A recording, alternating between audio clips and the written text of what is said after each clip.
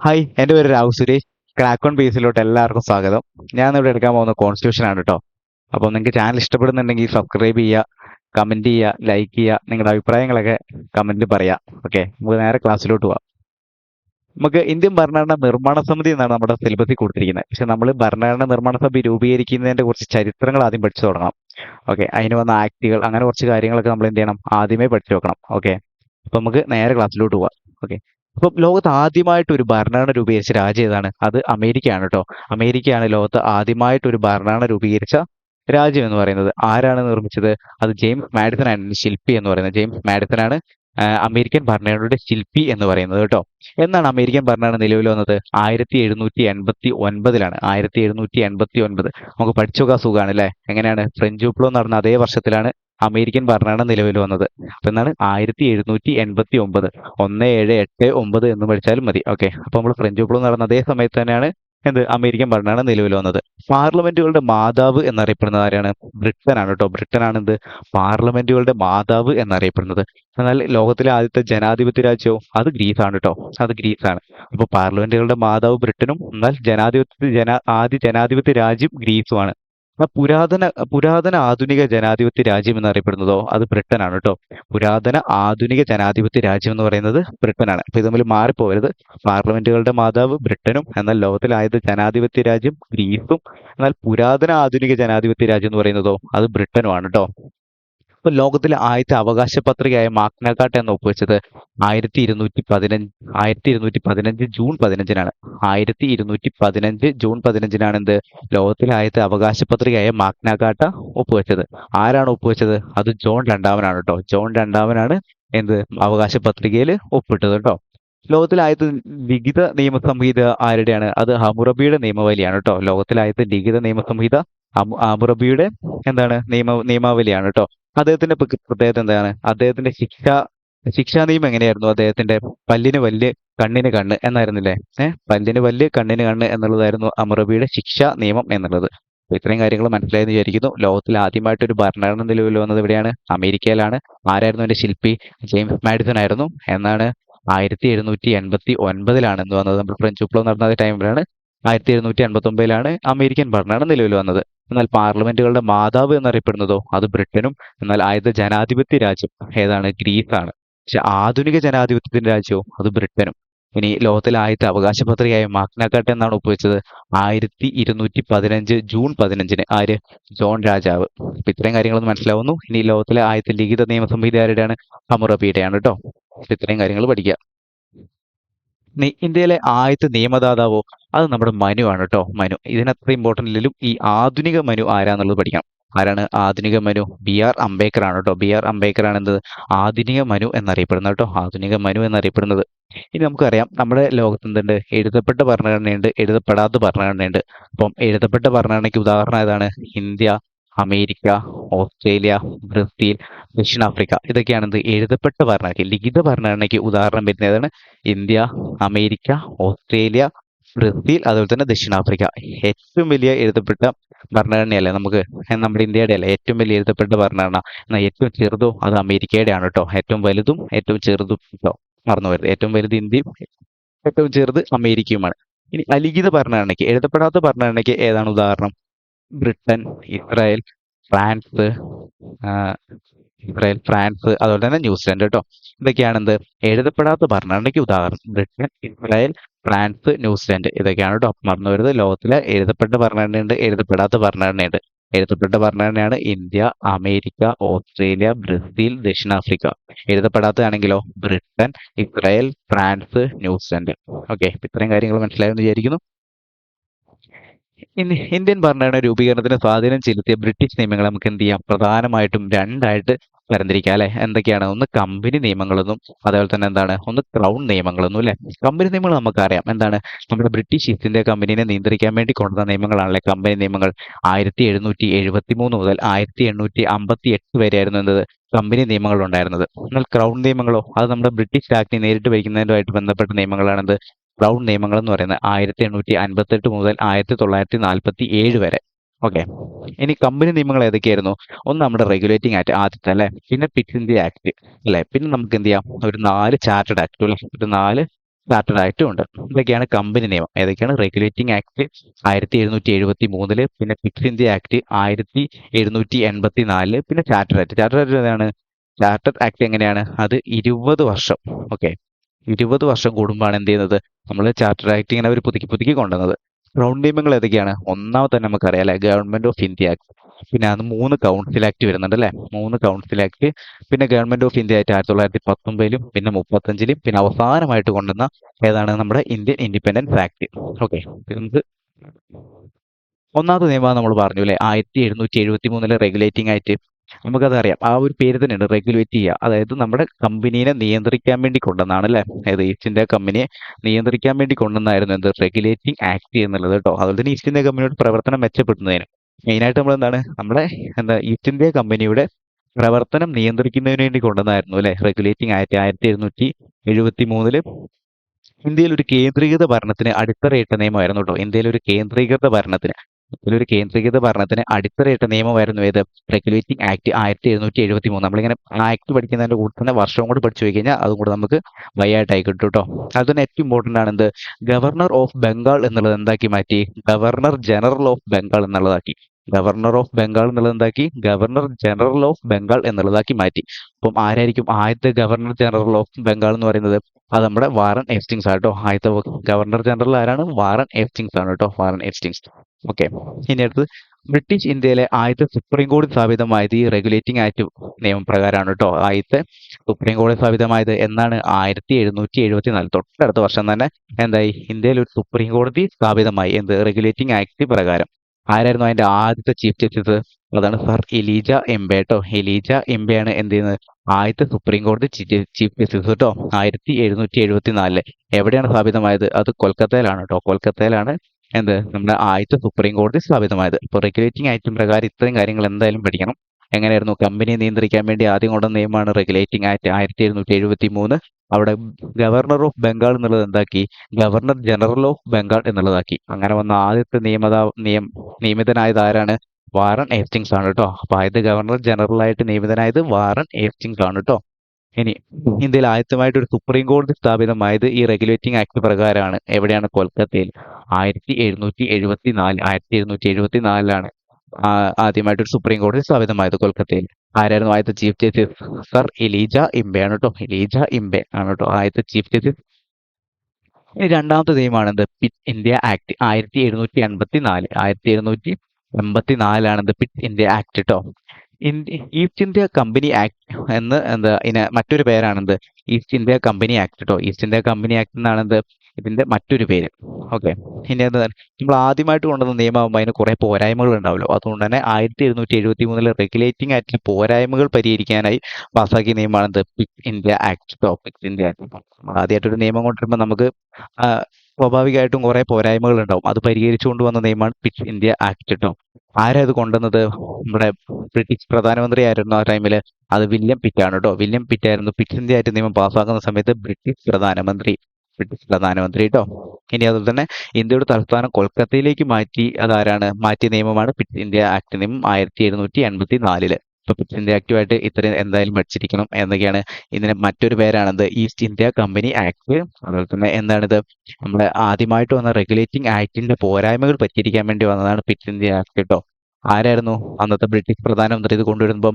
അത് William pit. അതുകൊണ്ട് തന്നെയാണ് ഇതിനെ പിറ്റ് ഇന്ത്യ ആക്ട് എന്ന് വന്നത്. നമ്മൾ മെയിനായിട്ട് ഇതിന്റെ വർഷം പഠിച്ചു നോക്കണം. 1784. ഓക്കെ, ഇനി എന്തായിരുന്നു ചെയ്തത്? ഇന്ത്യയുടെ തലസ്ഥാനം കൊൽക്കത്തയിലേക്ക് ഏകീകരിക്കപ്പെട്ട നിയമമാണ് കേട്ടോ. ഇന്ത്യയിലെ തലസ്ഥാനം കൊൽക്കത്തയിലേക്ക് ഏകീകരിക്കപ്പെട്ട നിയമമാണ് എന്ത്? ക്വിറ്റ് ഇന്ത്യ ആക്ട് 1784 എന്നുള്ളത് കേട്ടോ. ഇനിയാണ് നമ്മൾ പറഞ്ഞു ചാർട്ടേഡ് ആക്ട് ഉണ്ട് അല്ലെ. ചാർട്ടേഡ് ആക്ട് എത്ര എണ്ണം ഉണ്ട്? 4 ചാർട്ടേഡ് ആക്ട് അല്ലേ ഉള്ളത്. അതിൽ നമ്മൾ ആദ്യം പഠിച്ച 1793. അതിൽ നമുക്ക് പ്രത്യേകിച്ച് ഒന്നും പഠിക്കാനില്ല. 1793 ചാർട്ടേഡ് ആക്ടിൽ പ്രത്യേകിച്ച് ഒന്നുമില്ല. അപ്പൊ നമുക്ക് മെയിൻ ആയിട്ട് പഠിക്കേണ്ടത് 1813 ചാർട്ടേഡ് ആക്ട് ആണ് കേട്ടോ. നമ്മൾ പറഞ്ഞു ചാർട്ടേഡ് ആക്ട് എത്ര വർഷം കൂടുമ്പോഴാണ് പുതുക്കുന്നത്? അത് 20 വർഷം കൂടുമ്പോഴാണ് കേട്ടോ. 20 വർഷം കൂടുമ്പോഴാണ് എന്ത്? Charter act പുതുക്കുന്നത്.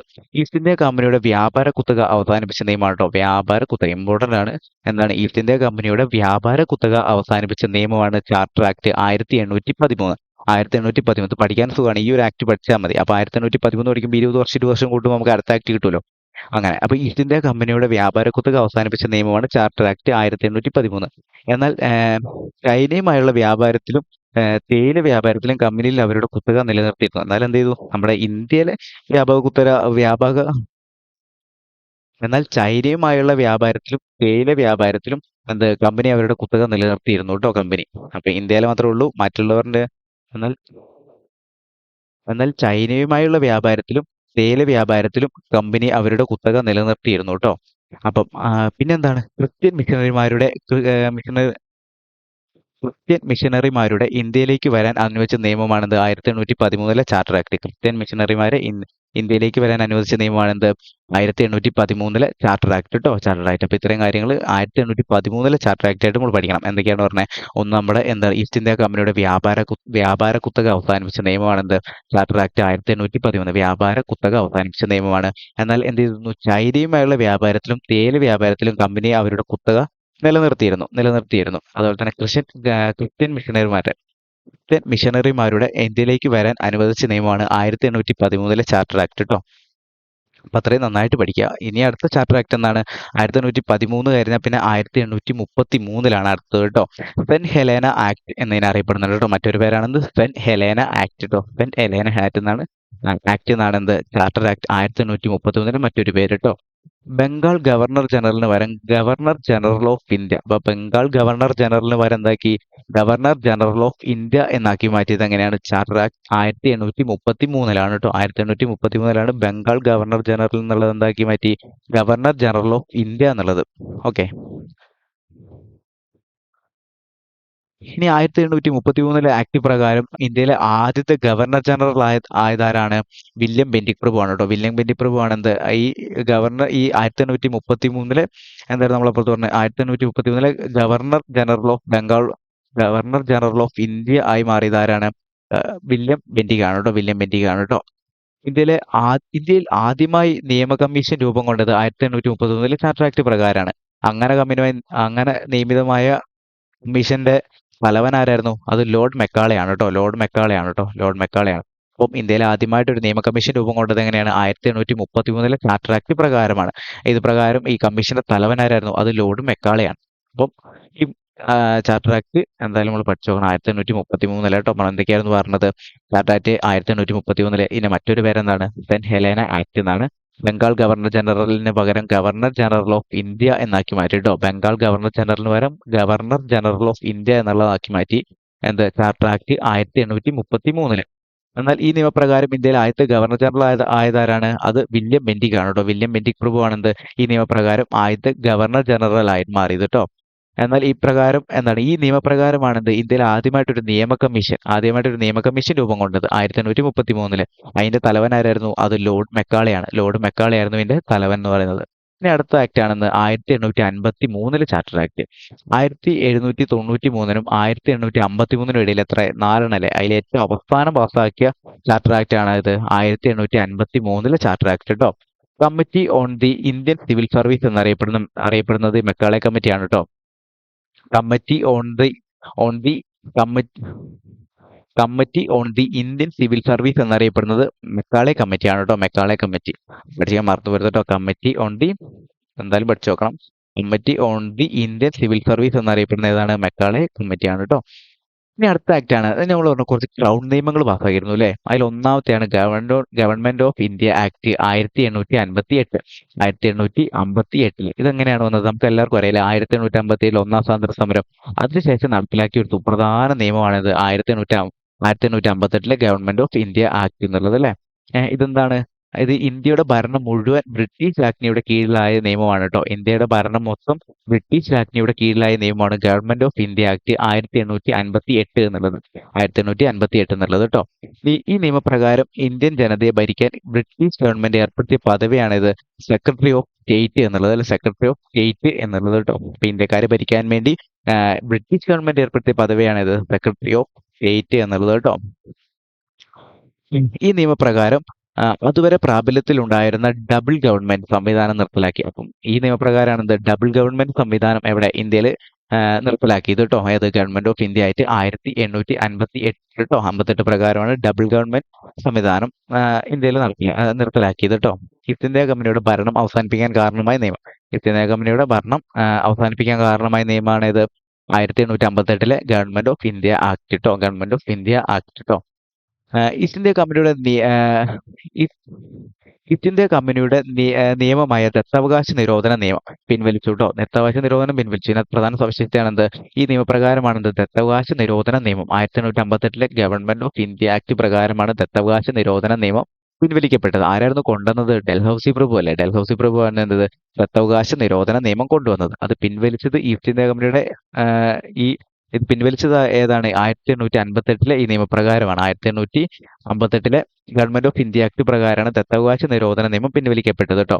Act four good government of India എന്നറിയപ്പെടുന്ന നിയമമാണ് കേട്ടോ. Act four good government of India. Act four good government of India എന്നറിയപ്പെടുന്ന നിയമമാണിത്. ഗവൺമെന്റ് ഓഫ് ഇന്ത്യ ആയിട്ട് 1858 കേട്ടോ. 1858 ഇന്ത്യൻ ജനതയുടെ മാഗ്ന കാർട്ട എന്നറിയപ്പെടുന്നു കേട്ടോ. ഇന്ത്യൻ ജനതയുടെ മാഗ്ന കാർട്ട എന്നറിയപ്പെടുന്നതാണ് 1858 ഗവൺമെന്റ് ഓഫ് ഇന്ത്യ ആക്ട്. കേട്ടോ.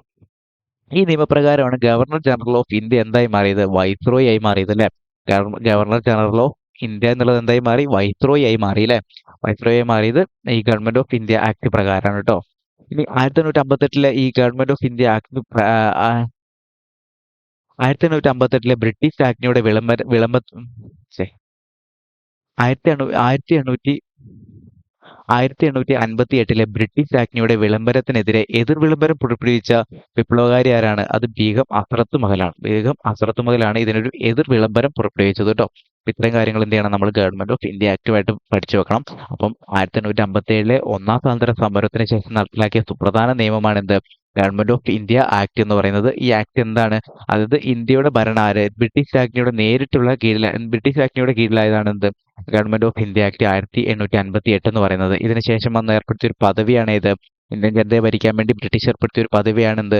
സെക്രട്ടറി ഓഫ് സ്റ്റേറ്റ് എന്നുള്ളത്. സെക്രട്ടറി ഓഫ് സ്റ്റേറ്റ് എന്നുള്ളത് കേട്ടോ. ഇത് പ്രകാരം എന്ത് ചെയ്തു? ഡബിൾ ഗവൺമെന്റ് സംവിധാനം ഇന്ത്യയിൽ നിർത്തലാക്കി കേട്ടോ. ഡബിൾ ഗവൺമെന്റ് സംവിധാനം ഇന്ത്യയിൽ എന്തായി? നിർത്തലാക്കി കേട്ടോ. ഈസ്റ്റ് ഇന്ത്യ കമ്പനിയുടെ ഭരണം അവസാനിപ്പിക്കാൻ കാരണമായ നിയമമാണ് എന്ത്? Government of India act 1858. വർഷം അതിന്റെ കൂടെ പഠിച്ചാൽ നമുക്കത് മനപ്പാടായി കിട്ടും കേട്ടോ. ഇനി അടുത്തത് ഇത് പ്രകാരമാണ് എന്ത് ചെയ്തത്? നമ്മുടെ പ്രധാനമായിട്ടും നമ്മൾ നിന്നത് ഒരു സംഭവമായിരുന്നു അല്ലെ? ദത്തവകാശ നിരോധന നിയമം ആരാണ്? ഡൽഹൌസി പ്രഭു കൊണ്ടുവന്നത് അല്ലേ?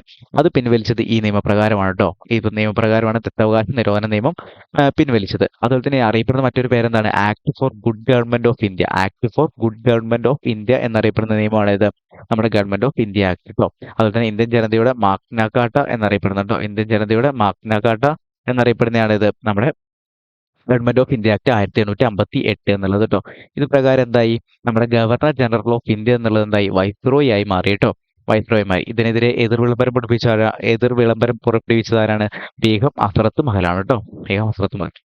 ഇനി അടുത്താണ് നമ്മുടെ ഇന്ത്യൻ കൗൺസിൽ ആക്ട് കേട്ടോ. ഇന്ത്യൻ കൗൺസിൽ ആക്ട് കേട്ടോ 1861 3 കൗൺസിൽ ആക്ടുകളാണ് നടപ്പിലാക്കിയത്. എങ്ങനെയാണ്? 1861 അതുപോലെ തന്നെ 1909 അതായത് 1919 1861 1800 ആ ഇനിയാണ് നമ്മുടെ ഇന്ത്യൻ കൗൺസിൽ ആക്ട് കേട്ടോ. അതെന്താണ്? 3 കൗൺസിൽ ആക്ടുകളായിരുന്നു നമ്മുടെ ഇന്ത്യയിൽ നടപ്പിലാക്കിയിരുന്നത്. ഏതൊക്കെ വർഷം? 1861 പിന്നെ അതുപോലെ തന്നെ 1909 പിന്നെ 1919 അങ്ങനെ 3 കൗൺസിൽ ആക്ടുകളാണ് നടത്തിയത് കേട്ടോ. അപ്പം ഒന്നാമത്തെ നിയമമാണ് ഇത് ഇന്ത്യൻ കൗൺസിൽ ആക്ട് കേട്ടോ 1861. അതിലെന്താണ്? പ്രതിനിധി സഭയിലെ നിയമനിർമ്മാണ പ്രക്രിയയിൽ ഇന്ത്യക്കാരെയും കൂടി ഉൾപ്പെടുത്തുന്നതിനുള്ള തുടക്കം കുറിച്ച നിയമമാണ് കേട്ടോ. ഇന്ത്യക്കാരെയും കൂടെ ഉൾപ്പെടുത്തുന്നതിന് തുടക്കം കുറിച്ച നിയമമാണ് 1861 കൗൺസിൽ ആക്ട് കേട്ടോ. പ്രതിനിധി സഭയിലെ നിയമനിർമ്മാണ പ്രക്രിയയിൽ ഇന്ത്യക്കാരെയും കൂടെ ഉൾക്കൊള്ളിക്കുന്നതിനുള്ള തുടക്കം കുറിച്ച നിയമമാണ് 1861 കൗൺസിൽ ആക്ട്. ഇനി രണ്ടാമത്തെ നിയമമാണ് ഇത് ഇന്ത്യൻ കൗൺസിൽ ആക്ട് 1909 കേട്ടോ. ഇതിന്റെ മറ്റൊരു പേരാണ് മിന്റോ മോർലി പരിഷ്കാരം. ഈ പേരിൽ തന്നെ നമുക്ക് കിട്ടും. മിന്റോ അത് പാസ്സാക്കിയ വൈസ്രോയാണ് മിന്റോ. അതിന്റെ സ്റ്റേറ്റ് സെക്രട്ടറി ആയിരുന്നു ആര്? മോർലി. അപ്പൊ ഈ രണ്ടും കൂടെ ചേർത്തിട്ടാണ് മിന്റോ മോർലി ഭരണപരിഷ്കാരം എന്നുള്ളത്. ഇന്ത്യൻ കൗൺസിൽ ആക്ട് 1909 എന്ന് പറയുന്നുണ്ട്. അതിന്റെ മറ്റൊരു പേരാണ് മിന്റോ മോർലി ഭരണപരിഷ്കാരം എന്നുള്ളത് കേട്ടോ. വൈസ്രോയുടെയും ഗവർണറുടെയും എക്സിക്യൂട്ടീവ് കൗൺസിലുകളിൽ ആദ്യമായി ഒരു ഇന്ത്യക്കാരന് പ്രാതിനിധ്യം ലഭിച്ച നിയമമാണ് കേട്ടോ. വൈസ്രോയുടെയും ഗവർണറുടെയും എക്സിക്യൂട്ടീവ് കൗൺസിലുകളിൽ ആദ്യമായി ഒരു ഇന്ത്യക്കാരന് പ്രാതിനിധ്യം ലഭിച്ച നിയമമാണ് ഇത് നമ്മുടെ ഈ ഇന്ത്യൻ കൗൺസിൽ ആക്ട് 1909 കേട്ടോ. അതുപോലെ തന്നെ പ്രത്യേകത എന്താണ്? പ്രത്യേക നിയോജക മണ്ഡലങ്ങൾ ഏർപ്പെടുത്തി. അതേപോലെ തന്നെ മുസ്ലിം വിഭാഗങ്ങൾക്ക് സാമുദായിക പ്രാതിനിധ്യം കൊടുത്തു. ഇപ്പൊ ഇത് പരീക്ഷയ്ക്ക് ചോദിച്ചിട്ടുണ്ട്. മുസ്ലിം വിഭാഗങ്ങൾക്ക് സാമുദായിക പ്രാതിനിധ്യം കൊടുത്ത നിയമമായിരുന്നു ഏത്? മിന്റോ മോർലി ഭരണപരിഷ്കാരം അഥവാ ഇന്ത്യൻ കൗൺസിൽ ആക്ട് എന്നുള്ളത് കേട്ടോ. അപ്പം ഇത്തരം കാര്യങ്ങളാണ് ഇന്ത്യൻ കൗൺസിൽ ആക്ടിൽ നമുക്ക് പഠിക്കാനുള്ളത് കേട്ടോ. അടുത്താണ് 1919 ഗവൺമെന്റ് ഓഫ് ഇന്ത്യ ആക്ട് കേട്ടോ.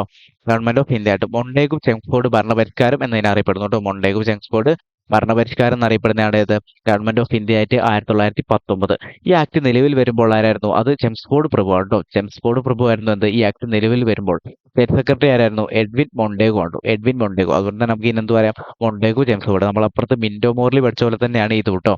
മൊണ്ടേഗു ചെംസ്ഫോർഡ് ഭരണപരിഷ്കാരം. ആരായിരുന്നു ഇതിന്റെ വൈസ്രോയി? അത് ചെംസ്ഫോർഡും അതേപോലെ തന്നെ ഇതിന്റെ സ്റ്റേറ്റ് സെക്രട്ടറി ആരായിരുന്നു? അത് എഡ്വിൻ മൊണ്ടേഗു ആയിരുന്നു. മൊണ്ടേഗു ചെംസ്ഫോർഡ് ഭരണപരിഷ്കാരം എന്നതിനെ അറിയപ്പെടുന്നു. സ്ത്രീകൾക്ക് വോട്ടവകാശം നൽകിയ ഭരണപരിഷ്കാരമാണ് കേട്ടോ. സ്ത്രീകൾക്ക് എന്ത് ചെയ്തു? വോട്ടവകാശം നൽകിയ ഭരണപരിഷ്കാരമാണ് ഗവൺമെന്റ് ഓഫ് ഇന്ത്യ ആയിട്ട് 1919 കേട്ടോ. ഈ ആക്ട് പ്രകാരമാണ് എന്ത് ചെയ്തത്? സ്ത്രീകൾക്ക് വോട്ടവകാശം നൽകിയിരുന്നത് കേട്ടോ. ഇനി അടുത്തത് ഗവൺമെന്റ് ഓഫ് ഇന്ത്യ ആയിട്ട് 1935 നമുക്കറിയാലേ, ഇമ്പോർട്ടന്റ് ആയിട്ടുള്ള ഒരു ഇതാണ് 1935. നമ്മുടെ ഭരണഘടനയിൽ കുറെ കാര്യങ്ങൾ കടമെടുത്തിട്ടുള്ളത് എവിടുന്നാണ്? Government of India act. അതൊക്കെ വരും ക്ലാസ്സിൽ നമുക്ക് പഠിക്കാം. അപ്പൊ തൽക്കാലം നമുക്ക് ഈ ഒരു നിയമമായിട്ട് എന്താ അറിയപ്പെടണം? ഇന്ത്യക്ക് വേണ്ടി പാസ്സാക്കിയ ഏറ്റവും വലിയ നിയമമാണ് കേട്ടോ. ബ്രിട്ടീഷുകാർ എന്ത് ചെയ്ത് ഇന്ത്യക്ക് വേണ്ടി നടപ്പിലാക്കിയ ഏറ്റവും വലിയ നിയമമാണ് ഗവൺമെന്റ് ഓഫ് ഇന്ത്യ ആക്ട് കേട്ടോ. ഈ ആക്ട് വരാൻ ആധാരമായത് എന്തൊക്കെയാണ്? ഒന്ന് സൈമൺ കമ്മീഷൻ റിപ്പോർട്ടാണ്. പിന്നെ 3 വട്ടമേശ സമ്മേളനം നടന്നല്ലോ, അതിന്റെ നിർദ്ദേശങ്ങള്. പിന്നെ വട്ടമേശ സമ്മേളനത്തിന് ശേഷമുള്ള 1933 ബ്രിട്ടീഷ് ഗവൺമെന്റ് പ്രസിദ്ധീകരിച്ച വൈറ്റ് പേപ്പർ. ഇതൊക്കെയാണ് ഇതിന് ആധാരമായത് കേട്ടോ. ഈ ആക്ടിന് ആധാരമായത് എന്തൊക്കെയാണ്? സൈമൺ കമ്മീഷൻ റിപ്പോർട്ട്, വട്ടമേശ സമ്മേളനത്തിലെ നിർദ്ദേശങ്ങള്, പിന്നെ 1933 ബ്രിട്ടീഷ് ഗവൺമെന്റ് പ്രസിദ്ധീകരിച്ച വൈറ്റ് പേപ്പർ. ഇതിലൊക്കെ ഡീറ്റെയിൽസ് ആണ് എന്ത്?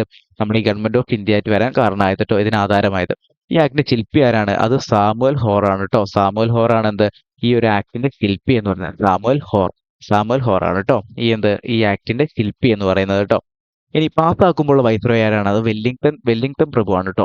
ഈ ഗവൺമെന്റ് ഓഫ് ഇന്ത്യ ആയിട്ട് 1935 പാസ്സാക്കുന്ന സമയത്തുള്ള വൈസ്രോയി വെല്ലിംഗ്ടൺ പ്രഭുവും. എന്നാൽ ഇത് പ്രാബല്യത്തിൽ വന്ന സമയത്ത് ആരാണ്? ലിങ് ലിങ്തുഗോയാണ് കേട്ടോ. ലിങ്തുഗോയാണ് ഇത് പാസ്സാക്കുന്ന ടൈമിൽ ഇത് നിലവിൽ വരുന്ന സമയത്തിൽ, പ്രാബല്യത്തിൽ വരുന്ന സമയത്തുള്ള വൈസ്രോയി എന്ന് പറയുന്നത് ലിങ്തുഗോ ആണ് കേട്ടോ. അപ്പോൾ ഗവൺമെന്റ് ഓഫ് ഇന്ത്യ ആയിട്ട് 1935 എന്ന് പറയുന്നതാണ് ഇന്ത്യക്ക് വേണ്ടി ബ്രിട്ടീഷ് പാർലമെന്റ് പാസ്സാക്കിയ ഏറ്റവും വലിയ നിയമമാണ് ഗവൺമെന്റ് ഓഫ് ഇന്ത്യ ആയിട്ട് 1935. ഇതിന് ആധാരമായത് എന്തൊക്കെയാണ്? ഒന്ന് സൈമൺ കമ്മീഷൻ റിപ്പോർട്ടും അതേപോലെ തന്നെ വട്ടമേശ സമ്മേളനത്തിലെ നിർദ്ദേശങ്ങളും അതേപോലെ തന്നെ വട്ടമേശ സമ്മേളനത്തിന് ശേഷം 1933 എന്ത്? വൈറ്റ് പേപ്പറും കേട്ടോ. ഇതാണ് എന്ത്? ബ്രിട്ടീഷ് ഗവൺമെന്റ് പ്രസിദ്ധീകരിച്ച വൈറ്റ് പേപ്പറുമാണ് ഇതിന് ഈ ആക്ട് ആധാരമായിരുന്നത്. എന്നാൽ ഇതിന്റെ ശില്പി എന്നറിയപ്പെടുന്നതോ അത് സാമുവൽ ഹോറുമാണ്. സാമുവൽ ഹോറാണ് എന്ത്? ഗവൺമെന്റ് ഓഫ് ഇന്ത്യ ആയിട്ട് 1935 ശില്പി എന്ന് പറയുന്നത് കേട്ടോ. എന്നാൽ ഇത് പാസ്സാക്കുമ്പോഴുള്ള വൈസ്രോയി ആരാണ്? അത് വെല്ലിംഗ്ടൺ പ്രഭുവും. എന്നാൽ നിലവിൽ വരുമ്പോഴോ അത് ലിങ്തുഗോയുമാണ് കേട്ടോ. അതുപോലെ തന്നെ ഇതിനെ എന്താ അറിയപ്പെടുന്നു? ഇത് ഭരണഘടനയുടെ ബ്ലൂ പ്രിന്റ് എന്നറിയപ്പെടുന്നത് ഗവൺമെന്റ് ഓഫ് ഇന്ത്യ ആയിട്ട് 1935 കേട്ടോ. ഇത് പ്രകാരമാണ് ഇന്ത്യയിലെ ഫെഡറൽ കോടതി വേണമെന്നുള്ള വ്യവസ്ഥ ചെയ്തത് കേട്ടോ. ഈ ആക്ട് പ്രകാരമാണ് ഇത് ഫെഡറൽ കോടതി വേണമെന്നുള്ള എന്ത് ചെയ്തത്? വ്യവസ്ഥ ചെയ്തത് കേട്ടോ. അങ്ങനെ എന്താണ്? ഫെഡറൽ കോടതി വേണമെന്നുള്ള വ്യവസ്ഥ ചെയ്തു. അതുപോലെ തന്നെ റിസർവ് ബാങ്കിന്റെ രൂപീകരണത്തിന് പ്രചോദനമായത് ഏതാണ്? നമ്മുടെ ഗവൺമെന്റ് ഓഫ് ഇന്ത്യ ആയിട്ട്. എന്നാണ് നമ്മുടെ റിസർവ് ബാങ്ക് വന്നത്? 1935 കേട്ടോ. 1935 ഏപ്രിൽ 1-നാണ്. 1935 ഏപ്രിൽ 1-നാണ് എന്ത് വന്നത്? റിസർവ് ബാങ്ക് വന്നല്ലേ. അതിന്റെ രൂപീകരണത്തിന് പ്രചോദനമായതാണ് ഇത്? നമ്മുടെ ഈ 1935 ഗവൺമെന്റ് ഓഫ് ഇന്ത്യ ആക്ട് കേട്ടോ. അതിനെ ബർമയിൽ നിന്നും പൂർണ്ണമായും വേർതിരിച്ചു. അതായത് ഇന്ത്യ ബർമയിൽ നിന്നും പൂർണ്ണമായിട്ടും വേർതിരിച്ചത് 1937 ഈ ആക്ട് പ്രകാരം കേട്ടോ. ബർമ എന്ന് നമുക്ക് അറിയാലേ, ഇപ്പോഴത്തെ മ്യാൻമർ ആണ് ബർമ എന്നറിയപ്പെടുന്നത് കേട്ടോ. അത് ഇന്ത്യയിൽ നിന്ന് പൂർണ്ണമായിട്ട് വേർതിരിച്ചത് എന്നാണ്? 1937 കേട്ടോ. അപ്പം ഈ ഒരു ആക്ടിൽ ഗവൺമെന്റ് ഓഫ് ഇന്ത്യ ആക്ടിൽ എത്ര സെക്ഷൻ ഉണ്ടായിരുന്നു? 321 സെക്ഷനും 10 ഷെഡ്യൂളുകളും ആയിരുന്നു ഉണ്ടായിരുന്നത്. 321 സെക്ഷനും 10 ഷെഡ്യൂളുകളും എന്തിലുണ്ടായിരുന്നത്? നമ്മുടെ ഈ ഗവൺമെന്റ് ഓഫ് ഇന്ത്യ ആയിട്ട് 1935 ഉണ്ടായിരുന്നത് കേട്ടോ. ഇനി അപ്പം എന്തൊക്കെയാണ് നമ്മൾ പഠിച്ചത്? ഗവൺമെന്റ് ഓഫ് ഇന്ത്യ ആയിട്ട് വളരെ ഇമ്പോർട്ടന്റ് ആയിട്ടുള്ള ഒരു നിയമമാണ് കേട്ടോ. അപ്പം ബ്രിട്ടീഷ് പാർലമെന്റ് പാസ്സാക്കിയ ഏറ്റവും വലിയ നിയമമാണ്, ഇന്ത്യക്ക് വേണ്ടി പാസ്സാക്കിയ ഏറ്റവും വലിയ നിയമമാണിത് ഗവൺമെന്റ് ഓഫ് ഇന്ത്യ ആയിട്ട് 1935. ഇതിന് ആധാരമായത് സൈമൺ കമ്മീഷൻ റിപ്പോർട്ട്, വട്ടമേശ സമ്മേളനത്തിലെ നിർദ്ദേശങ്ങൾ, അതുപോലെ തന്നെ വൈറ്റ് പേപ്പർ കേട്ടോ. ബ്രിട്ടീഷ് ഗവൺമെന്റ് പ്രസിദ്ധീകരണമാണ് വൈറ്റ് പേപ്പർ എന്നുള്ളത്. അതും ഇതിന് ആധാരമാക്കിയിട്ടാണ് നിലവിൽ വന്നത്. എന്നാൽ ഇതിന്റെ ശില്പി എന്നറിയപ്പെടുന്നതോ അത് സാമുവൽ ഹോറാണ്. സാമുവൽ ഹോറാണ് എന്ത് നമ്മുടെ ഈ ഗവൺമെന്റ് ഓഫ് ഇന്ത്യ ആക്ടിൻ 1930 ശില്പി എന്ന് പറയുന്നത്. ഇത് പാസ്സാക്കുമ്പോഴുള്ള വൈസ്രോയി എന്ന് പറയുന്ന വെല്ലിംഗ്ടൺ പ്രഭുവും, എന്നാൽ നിലവിൽ വരുമ്പോഴോ അത് ലിങ്ലിംഗ്തുകോയാണ് കേട്ടോ. ലിങ്ലിംഗ്തുകോ. അതുപോലെ തന്നെ ഭരണഘടനയുടെ ബ്ലൂ പ്രിന്റ് എന്നറിയപ്പെടുന്നുണ്ട്. അതുപോലെ തന്നെ ഇന്ത്യയിൽ ഒരു ഫെഡറൽ കോടതി വേണമെന്നുള്ള വ്യവസ്ഥ ചെയ്തത് ഏതാണ്? ഈ ആക്ട് പ്രകാരമാണ്. അതുപോലെ തന്നെ റിസർവ് ബാങ്ക് ഇന്ത്യയിൽ രൂപീകരിക്കണമെന്ന് പ്രചോദനമായത്, റിസർവ് ബാങ്ക് ഇന്ത്യയിൽ രൂപീകരിക്കണമെന്ന് പ്രചോദനമായത് ഏതാണ്? നമ്മുടെ ഈ ഗവൺമെന്റ് ഓഫ് ഇന്ത്യ ആക്ട് പ്രകാരമാണ് കേട്ടോ. അതുപോലെ തന്നെ ബർമയെ ഇന്ത്യയിൽ നിന്ന് പൂർണ്ണമായിട്ടും വേർതിരിച്ചത് എന്നാണ് 1937 കേട്ടോ. ബർമ എന്ന് പറഞ്ഞാൽ നമുക്കറിയാം ഇപ്പോഴത്തെ മ്യാൻമർ കേട്ടോ. ഇതിൽ എത്ര സെക്ഷൻ ഉണ്ട്? 321 സെക്ഷനും 10 ഷെഡ്യൂളുകളുമാണ് ഇതിനകത്തുള്ളത്. 10 ഷെഡ്യൂളുകളാണ് ഉള്ളത് കേട്ടോ. ഇനി അടുത്താണ് ഓഗസ്റ്റ് ഓഫർ അല്ലേ. ഓഗസ്റ്റ് ഓഫർ പ്രഖ്യാപിച്ചത് ആരാ? അത് നമ്മുടെ പ്രഖ്യാപിച്ച വൈസ്രോയ് ഏതാണ്? അത് ലിങ്ലിംഗ്തുകോയാണ് കേട്ടോ. ലിങ്ലിംഗ്തുകോയാണ് എന്ത് നമ്മുടെ ഓഗസ്റ്റ് ഓഫർ പ്രഖ്യാപിച്ചത്. എപ്പം? 1940 കേട്ടോ. കറക്റ്റ് പറയുകയാണെങ്കിൽ 1940 ഓഗസ്റ്റ് 8 കേട്ടോ. ഓഗസ്റ്റ് 8. നമുക്കറിയാം ഈ ടൈമിലാണല്ലേ, 1940 ടൈമിലാണല്ലേ രണ്ടാം ലോക മഹായുദ്ധം നടക്കുന്നത്. അപ്പൊ ഇന്ത്യയുടെ സഹായം ലഭിക്കാൻ വേണ്ടി ഒരു പ്രഖ്യാപനമായിരുന്നു എന്ത്? ഓഗസ്റ്റ് ഓഫർ എന്നുള്ളത് കേട്ടോ. ഓഗസ്റ്റ് ഓഫർ എന്നുള്ളത് നമ്മുടെ രണ്ടാം ലോക മഹായുദ്ധത്തിന് ഇന്ത്യയുടെ സഹായ സഹകരണത്തിന് വേണ്ടി പ്രഖ്യാപിച്ച നിയമമാണ് ഓഗസ്റ്റ് ഓഫർ എന്നുള്ളത്. ഇന്ത്യക്ക് ഒരു ഭരണഘടന നിർമ്മിക്കാനുള്ള നിർദ്ദേശം മുന്നോട്ട് വെച്ചു ഇവർ കേട്ടോ. ഇന്ത്യക്ക് ഒരു ഭരണഘടന നിർമ്മിക്കാനുള്ള നിർദ്ദേശം മുന്നോട്ട് വെച്ചത് ഏതാണ്? ഈ ഓഗസ്റ്റ് ഓഫറിലാണ് കേട്ടോ. അതിലെന്തൊക്കെയായിരുന്നു പറഞ്ഞത്? ഇന്ത്യക്ക് ഒരു പുത്രികാ രാജപദവിയും അതുപോലെ തന്നെ പ്രാതിനിധ്യ സ്വഭാവമുള്ള ഒരു ഭരണഘടനാ നിർമ്മാണ സഭയും രൂപീകരിക്കുന്നതിന് സ്വാതന്ത്ര്യം നൽകി കേട്ടോ. അപ്പം ഇന്ത്യക്ക് ഒരു പുത്രികാ രാജ്യപദവിയും അതുപോലെ തന്നെ പ്രാതിനിധ്യ സ്വഭാവമുള്ള ഒരു ഭരണഘടനാ നിർമ്മാണ സഭ രൂപീകരിക്കാനുള്ള ഒരു സ്വാതന്ത്ര്യം ഈ ഓഫറിൽ ഉണ്ടായിരുന്നു കേട്ടോ. എന്നാൽ എന്ത് ചെയ്തു? ഇതിന് കോൺഗ്രസും മുസ്ലിമും എന്ത് ചെയ്തിരുന്നു? ഇതിനെ എതിർത്തു കേട്ടോ. ഇവർ രണ്ടുപേരും ഇതിനെ അനുകൂലിച്ചില്ല ഈ ഓഗസ്റ്റ് ഓഫറിന് കേട്ടോ. അപ്പൊ 1940 വന്നത്. എന്തിനു വന്നു? നമ്മുടെ ഈ രണ്ടാം ലോക മഹായുദ്ധത്തിൽ ഇന്ത്യയുടെ സപ്പോർട്ട് കിട്ടാൻ വേണ്ടിയാണ് എന്ത് ഓഗസ്റ്റ് ഓഫർ പ്രഖ്യാപിച്ചത്. ഇതിൽ എന്തൊക്കെയായിരുന്നു അവർ പറഞ്ഞത്? ഇന്ത്യക്ക് ഒരു പത്രികാ രാജ്യപദവിയും അതേപോലെ തന്നെ പ്രാതിനിധ്യ സ്വഭാവമുള്ള ഒരു ഭരണഘടനാ നിർമ്മാണ സഭയും രൂപീകരിക്കാനുള്ള ഒരു സ്വാതന്ത്ര്യം നൽകിയിരുന്നു. പക്ഷേ ഇതെന്ത് ചെയ്യുന്നു? നമ്മുടെ കോൺഗ്രസും മുസ്ലിം ലീഗുകളൊക്കെ ഇത് എതിർത്തിരുന്നു കേട്ടോ. ഈ ഓഗസ്റ്റ് ഓഫർ. ഇനി വർഷം എന്തായാലും പഠിച്ചു വെക്കുക. 1940. ആരായിരുന്നു വൈസ്രോയി പ്രഖ്യാപിച്ചത്? ലിങ്ലിംഗ്തുകോ എന്നാണ്. ഓഗസ്റ്റ് 8 1940 ഓഗസ്റ്റ് 8 കേട്ടോ. അതിന് ശേഷം വന്നതാണ് ഇത് ക്രിപ്സ് മിഷൻ കേട്ടോ. 1942 ക്രിപ്സ് മിഷൻ എന്നാണ് വന്നത്? 1942 കേട്ടോ. രണ്ടാം ലോക മഹായുദ്ധത്തിന് ഇന്ത്യയുടെ പിന്തുണ നേടാൻ ബ്രിട്ടീഷ് ഭരണകൂടം നിയോഗിച്ച കമ്മിറ്റിയാണ് കേട്ടോ. ആദ്യം ഒരു ഓഫർ കൊടുത്തു, പിന്നെ എന്ത് ചെയ്തു? അത് നടക്കാതെ വന്നപ്പോൾ അവരെന്ത് ചെയ്തു? ഒരു കമ്മിറ്റിയും കൂടെ രൂപീകരിച്ചു. എന്തിന്? രണ്ടാം ലോക മഹായുദ്ധത്തിൽ ഇന്ത്യയുടെ പിന്തുണ നേടാൻ വേണ്ടി. ഇതിന്റെ ചെയർമാൻ ആരായിരുന്നു? ഈ ക്രിപ്സ് തന്നെ ഉണ്ടല്ലേ. അപ്പൊ ആരായിരിക്കും? സ്റ്റാഫോർഡ് ക്രിപ്സ് ആണ് എന്ത് ഇതിന്റെ ചെയർമാൻ എന്ന് പറയുന്നത് കേട്ടോ. ക്രിപ്സ് മിഷൻ ഇന്ത്യയിലേക്ക് അയച്ച പ്രധാനമന്ത്രി ആരെയാണ്? വിൻസ്റ്റൺ ചർച്ചിലാണ് കേട്ടോ. വിൻസ്റ്റൺ ചർച്ചിലാണ് എന്ത് നമ്മുടെ ഈ ഒരു കമ്മിറ്റീനെ എവിടേക്ക് അയച്ചത്? ഇന്ത്യയിലേക്ക് അയച്ചത്. ബ്രിട്ടീഷ് പ്രധാനമന്ത്രിയായിരുന്നു പുള്ളി. ക്രിപ്സ് മിഷൻ ഇന്ത്യയിൽ എത്തിയതെന്നാണ് 1942 മാർച്ച് 22-നാണ് കേട്ടോ. മാർച്ച് 22-ന് 1942 മാർച്ച് 22-നാണ് ക്രിപ്സ് മിഷൻ ഇന്ത്യയിൽ എത്തിയത്. ഇത്രയും കാര്യങ്ങൾ എന്ത് പഠിക്കാം. ഓഗസ്റ്റ് ഓഫർ നമ്മൾ പറഞ്ഞു 1940 അത് നടക്കാതെ വന്നപ്പം 1942 എന്ത് ചെയ്തു? ക്രിപ്സ് മിഷനെ ഇന്ത്യയിലോട്ട് അയച്ചു. എന്തിന്? രണ്ടാം ലോക മഹായുദ്ധത്തിൽ നമ്മുടെ ഇന്ത്യയുടെ പിന്തുണ നേടാൻ വേണ്ടി വിൻസ്റ്റൺ ചർച്ചിൽ അല്ലേ, അന്നത്തെ ബ്രിട്ടീഷ് പ്രധാനമന്ത്രിയായ വിൻസ്റ്റൺ ചർച്ചിൽ എന്ത് ചെയ്തു? നമ്മുടെ ഇന്ത്യയിലോട്ട് അയച്ചതാണ് എന്ത്? ക്രിപ്സ് മിഷനെ. അതിന്റെ ചെയർമാൻ ആയിരുന്നു ആര്? സ്റ്റാഫോർഡ് ക്രിപ്സ് കേട്ടോ. എന്നാണ് ഇന്ത്യയിൽ വന്നത്? 1942 മാർച്ച് 22-നാണ് എന്ത് ചെയ്തത്? അവര് ഇന്ത്യയിലേക്ക് വന്നത് കേട്ടോ. ഇനി അടുത്തതാണ് വേവൽ പ്ലാൻ കേട്ടോ. വേവൽ പ്ലാൻ അവതരിപ്പിച്ച ആരായിരിക്കും? പേര് തന്നെ ഉണ്ടല്ലോ. എല്ലാം ഈ പേരിൽ തന്നെ നമുക്ക് പഠിച്ചെടുക്കാം അല്ലെ. വർഷം മാത്രം ഒന്ന് ഓർത്തിരുന്നാൽ മതി. വേവൽ പ്ലാൻ കേട്ടോ. വേവൽ പ്ലാൻ അവതരിപ്പിച്ച ആരാണ്? അത് വേവൽ പ്രഭു ആണ് കേട്ടോ. പ്രഖ്യാപിച്ചത് വേവൽ പ്രഭു. എന്നാണ്? 1945 ജൂൺ 14 കേട്ടോ. ജൂൺ 14 1945 ജൂൺ 14-നാണ് എന്ത് ചെയ്തത്? വേവൽ പ്ലാൻ പ്രഖ്യാപിച്ചത് കേട്ടോ. 1945 ജൂൺ 14 കേട്ടോ. വേവൽ പ്ലാൻ ചർച്ച ചെയ്യാൻ വിളിച്ചുകൂട്ടിയ യോഗം അറിയപ്പെടുന്നതാണ് സിംല കോൺഫറൻസ് കേട്ടോ. സിംല കോൺഫറൻസ് ആണ് 1945 വേവൽ പ്ലാൻ ചർച്ച ചെയ്യാൻ വേണ്ടി വിളിച്ചുകൂട്ടിയ യോഗം അറിയപ്പെടുന്നതാണ്. വേവൽ പ്ലാൻ ചർച്ച ചെയ്യാൻ വിളിച്ചുകൂട്ടിയ യോഗം അറിയപ്പെടുന്നതാണെന്ത്? സിംല കോൺഫറൻസ് കേട്ടോ. 1945. ഇപ്പോൾ വേവൽ പ്ലാൻ പ്രഖ്യാപിച്ചത് ആരാണ്? വേവൽ പ്രഭു ആണ്. 1945 ജൂൺ 14-നാണ് കേട്ടോ. വേവൽ പ്ലാൻ ചർച്ച ചെയ്യാൻ വേണ്ടി വിളിച്ചുകൂട്ടിയ യോഗം ഏതാണ്? അത് സിംല കോൺഫറൻസ് ആണ് കേട്ടോ. 1945 അതിനുശേഷം വന്നാണെടാ എന്ത് ക്യാബിനറ്റ് മിഷൻ കേട്ടോ. ഇന്ത്യക്ക് പൂർണ്ണ സ്വാതന്ത്ര്യം നൽകുന്നതിനെ പറ്റി ആലോചിച്ച് തീരുമാനമെടുക്കാൻ ലേബർ ഗവൺമെന്റ് 1946 ഇന്ത്യയിലേക്ക് അയച്ച കമ്മിറ്റിയാണ് ക്യാബിനറ്റ് മിഷൻ എന്നുള്ളത് കേട്ടോ. 1946 വർഷം പഠിച്ചു നോക്കണം. 1946 ക്യാബിനറ്റ് മിഷൻ കേട്ടോ. ക്യാബിനറ്റ് മിഷൻ ഇന്ത്യയിൽ എത്തിയപ്പോൾ വൈസ്രോയി ആണ് ആരാണ്? വേവൽ പ്രഭു ആണ് അല്ലെ.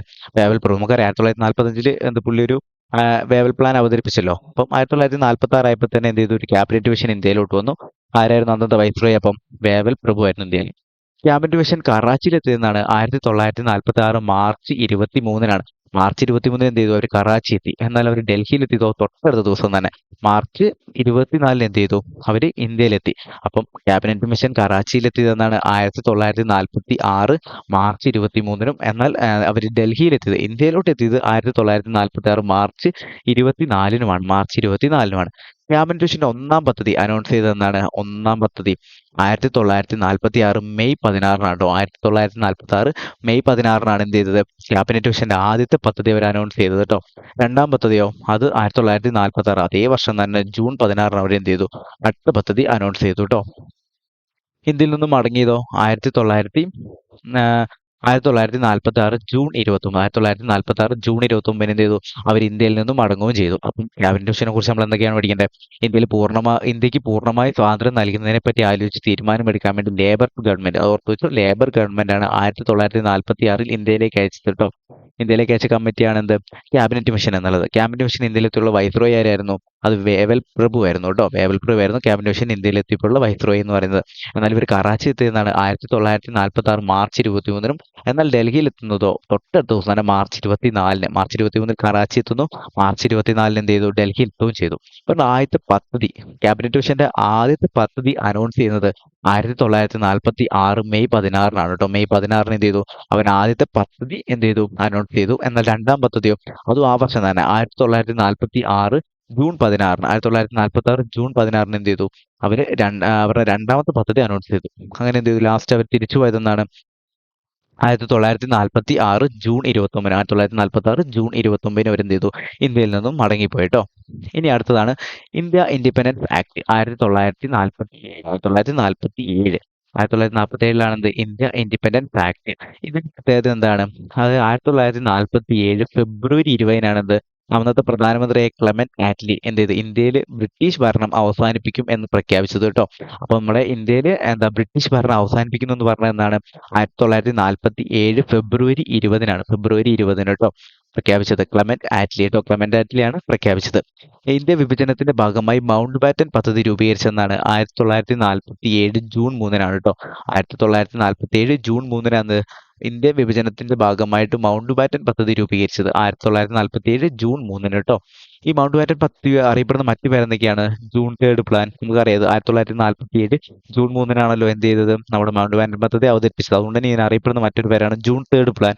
അതുപോലെ ബാൽക്കൽ പ്ലാൻ, അതുപോലെ തന്നെ ഡിക്കി ബോർഡ് പ്ലാൻ. ഇതൊക്കെയാണ് ഇതിൽ അറിയപ്പെടുന്നത്. ഈ ജൂൺ 3 പ്ലാൻ നമുക്ക് എല്ലാവർക്കും അറിയുന്നതല്ല, പരീക്ഷയ്ക്കിടയിൽ ചോദിച്ചിട്ടുള്ളതാണ് ജൂൺ 3 പ്ലാൻ എന്നുള്ളത്. അതുപോലെ തന്നെ ബാൽക്കൻ പ്ലാൻ, അതുപോലെ തന്നെ ഡിക്കി ബോർഡ് പ്ലാൻ. ജസ്റ്റ് ഒന്ന് ഓർത്ത് നോക്കുക കേട്ടോ. അത്രേ ഉള്ളൂ. ഇനി അടുത്ത് ഇന്ത്യ വിഭജനത്തിന് കാരണമായ നിയമമാണെന്ത്? ഇന്ത്യ ഇൻഡിപെൻഡൻസ് ആക്ട് 1947 കേട്ടോ. ഇന്ത്യൻ വിഭജനത്തിന് കാരണമായ നിയമമാണെന്ത്? India independence act 1947. അതുപോലെ തന്നെ ബ്രിട്ടീഷ് ഗവൺമെന്റ് ഇന്ത്യയിൽ അവസാനമായിട്ട് നടപ്പിലാക്കിയ ആക്ടും ആണല്ലോ ഈ ഇന്ത്യ ഇൻഡിപെൻഡൻസ് ആക്ട് എന്നുള്ളത് കേട്ടോ. അവസാനമായിട്ട് ലാസ്റ്റ് ആയിട്ട് നടപ്പിലാക്കിയ എന്താണ് നിയമം കൂടിയാണെന്ത്? നമ്മുടെ ഈ ഒരു ഇന്ത്യ ഇൻഡിപെൻഡൻസ് ആക്ട് എന്നുള്ളത് കേട്ടോ. ഇന്ത്യ ഇൻഡിപെൻഡൻസ് ആക്ട് എന്നുള്ളത് കേട്ടോ.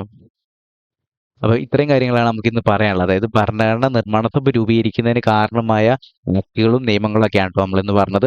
ഇനി അടുത്ത ക്ലാസ് തൊട്ട് നമുക്ക് നേരെ ഭരണഘടന നിർമ്മാണ സമിതി തുടങ്ങും. ഇവിടുന്ന് ഇടയ്ക്കിടയ്ക്ക് ക്വസ്റ്റ്യൻ വരുന്നതുകൊണ്ടാണ് ആദ്യമേ ഇവിടുന്ന് തുടങ്ങാമെന്ന് ഓർത്തത്. ഞങ്ങളുടെ ചാനൽ നിങ്ങൾക്ക് ഇഷ്ടപ്പെടുന്നുണ്ടെങ്കിൽ സബ്സ്ക്രൈബ് ചെയ്യുക, ലൈക്ക് ചെയ്യുക. എന്തെങ്കിലും കുറവുണ്ടെങ്കിൽ ഫസ്റ്റ് ക്ലാസ് ആണ്, അതുകൊണ്ട് എന്തെങ്കിലും കുറവുണ്ടെങ്കിൽ നിങ്ങൾ എന്തെങ്കിലും ഉണ്ടെങ്കിൽ കമന്റ് ചെയ്യാം. ഓക്കെ, അപ്പോൾ അടുത്ത ക്ലാസ് ആയിട്ട് നമുക്ക് വീണ്ടും കാണാം. ഇതിന്റെ നോട്ട് ക്രാക്ക് ഓൺ PC യുടെ ടെലിഗ്രാം ചാനലിൽ ഉണ്ടാവും കേട്ടോ. അപ്പോൾ എല്ലാവർക്കും താങ്ക് യു ക്ലാസ് കണ്ടതിന്.